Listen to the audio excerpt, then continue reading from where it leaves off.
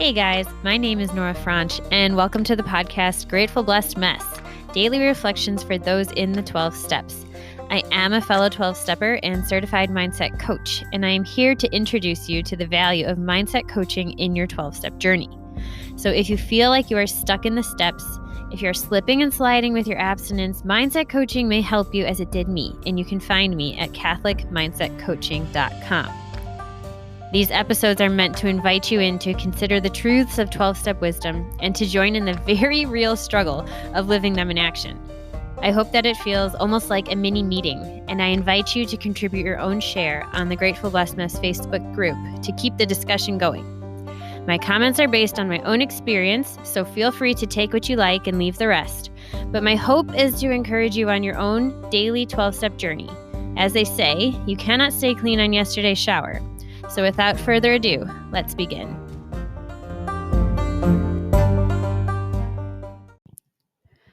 Hey guys, we're reading from Beattie's The Language of Letting Go, page 279. The reading for September 26th. Feeling protected. Our task is not a naive one of feeling safe, of living and loving in a utopian world. One woman commented that our task is making ourselves feel safe while learning to live and love in a world that is unsafe.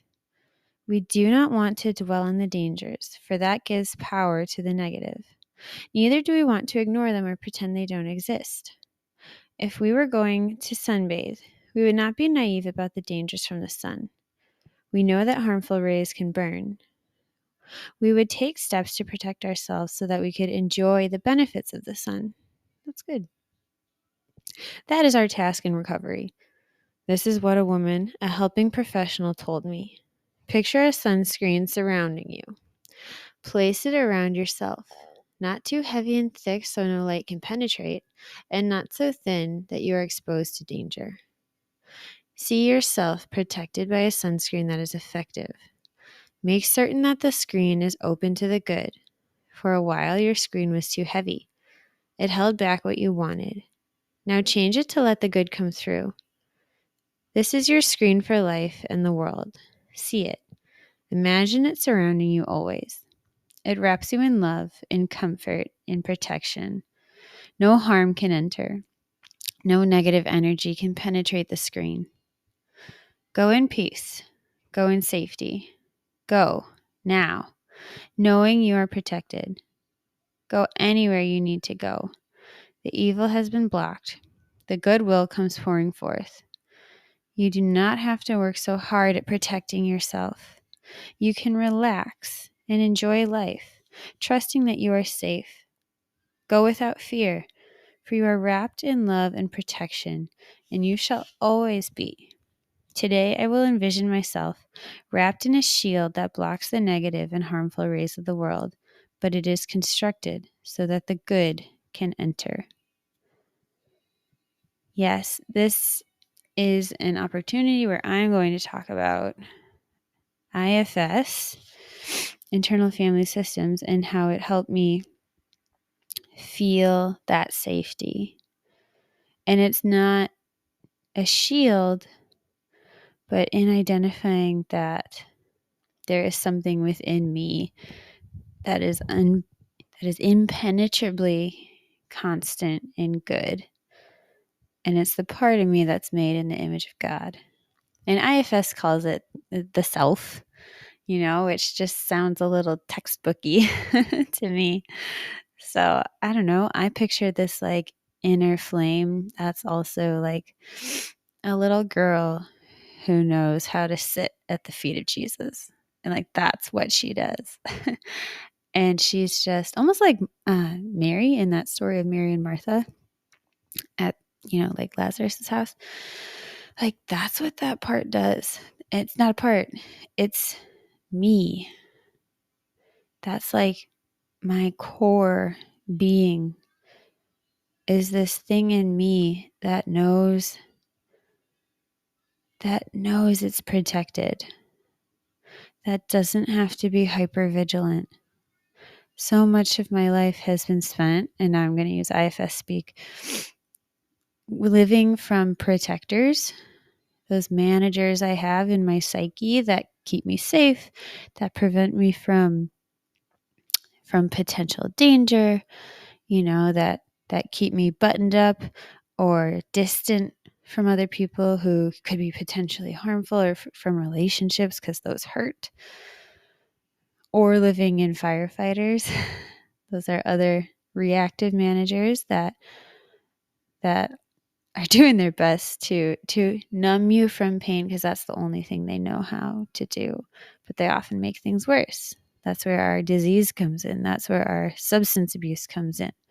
Those are firefighters trying to help you, but ultimately hurting you, because they have a limited ability. They have a limited scope. They don't see the whole picture. So what I've come to understand, and in making a point to try to grow in this awareness and know it better, and do all this work, is that when I recall that there's this inner thing in me that is me, that I have access to whenever I can remember to do that, it's always there. And the thing is that it's always there in you. If it's always there in me, it's always there in you.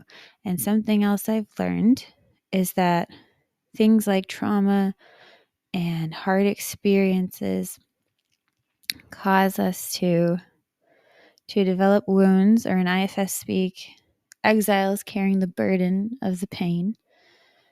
And when we're not shown another way, we automatically start to live simply burying and protecting ourselves from these emotional wounds.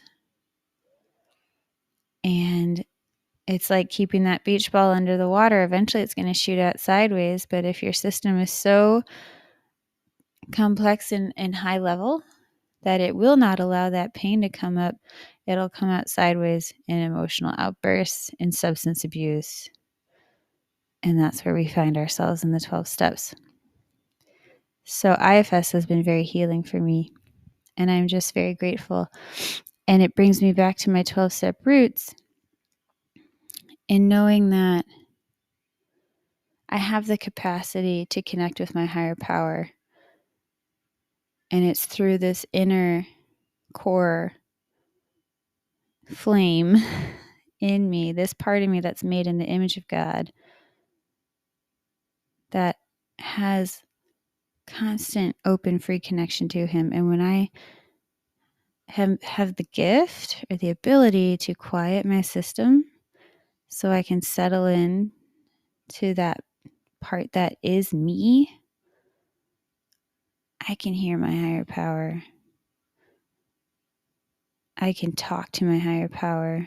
I can have a relationship with my higher power, and I can invite Him in to heal my areas of woundedness, to heal the parts of my psyche that just don't know another way. And it's changing my life. With that, I pass.